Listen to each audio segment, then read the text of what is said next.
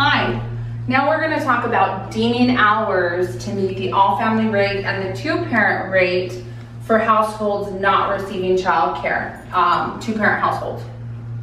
And so, this is just like what we've been talking about when we, deeming, that's based off of FLSA. And so we have our FLSA. That is the maximum hours that we can assign when the activity is, I'm going to reiterate this again, work experience or community service, okay? Now, deeming basically means when the household gets to the FLSA, if the FLSA is under the core requirement, we can essentially, in a way, excuse those additional hours up to the core requirement only. I'm going to repeat that. Up to the core requirement only, based off of the rates and the requirements per each rate. So deeming also only comes into play for work experience or community service. Now, along with this, you have to understand that in order for us to be able to deem, the FLSA must be under the core requirement, okay?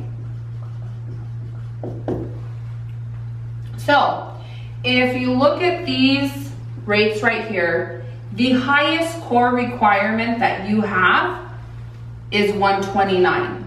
Okay, so if you're hitting that 129 core requirement, you're already meeting that 86, right? Because 129 is a lot higher than 86. So let's go ahead and run through one. So let's say, for instance, we have a full benefit month. The two-parent household was approved August 1st. The FLSA is 80. Okay, parent one, they need some skills. They need some skills in order to get that job. In addition to that, parent one, they need some ESL, okay, classes. And so let's say parent two, they need their high school education, okay? So let's work with this right with this scenario and plug in these numbers to see how we can get it to meet both rates and also it to be beneficial for our participants. So we know our FLSA is 80. They need work experience. The most that we can give them, give the household, is 80 hours of work experience or community service. So let's just bring that over here. Parent one is going to be completing 80 hours, okay? That's the most that they can complete of work experience, okay? Now let me ask you something. Remember, we can deem if the FLSA is under the core requirement. We can deem for both all family, we can deem for both two parent. So if the FLSA is 80, we're working with this parent one, is 80 under the 86 requirement? Yes, it is. So we can deem to the core requirement of 86, okay? And so essentially we've taken care of that 86 core hours. This is the most that we can do, that household can do in work experience. We've assigned them 80. As long as they complete 80 hours, that core requirement is going to be considered good. We're going to basically excuse these additional 6 hours, okay? Now, what works over here, works here also. And so we're gonna bring that across. Parent one is completing 80 hours of work experience. However, in this rate, the core requirement is 129, okay? 80 is under the 129. So anytime the FLSA is under the core requirement, the FLSA is 80, we've assigned 80, we can deem up to the core requirement. For the two-parent rate, the core requirement is 129. We've now taken care of the core requirement there, okay? Now let's look at these additional hours. Let's come back over here because we've taken care of the core requirements for both rates, but now we need to be working with the non-core, okay? So this parent right here needs an additional 43 in a core or non-core. Well, we've already established the fact that they need ESL. So we're going to give them 43 hours of ESL. This is going to total 129 hours, of which at least 86 are being met in a core requirement. So we've taken care of that. We've now assigned these hours.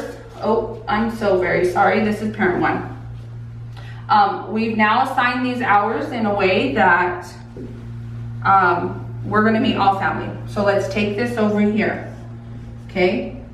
Parent one is also, they're doing these 43 hours of ESL. Okay. The only thing that we're missing is 22 hours in a non-core. Okay. We want to make sure that we're engaging parent two. Parent two, they need their HSE classes. So right off the bat, we know that we're going to assign and we're going to engage parent two in HSE, and we're going to give them these 22 hours.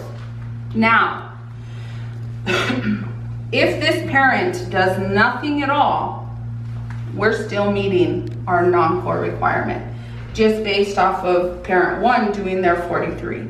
But as I stated before, we want to work with the household. We want to make sure parent two is engaged, and the need for that engagement for that parent in a way that they're going to succeed is to assign them HSE classes, okay? If, for instance, this is really important to understand deeming in this way. For instance, if you have a lower FLSA and you have one parent who's non-compliant or they cannot complete hours and they're on limited participation, as I stated before, you're already meeting, even with the second parent only being universally engaged. So let's say, for instance, because we have to make sure parent two is universally engaged, but let's say they're limited. And so they can't complete core or non-core. They can only complete, they're applying for Social Security benefits. They're going to counseling. So they're going to counseling. They're doing things of that sort. They're completing other hours. Have we still assigned hours in a way that they're going to meet two parent? They're going to meet all family. Yes, we have. And when we look at this, even if we engage this parent in the 22 hours of HSE, they're still only actually completing 80 plus 43 plus 22.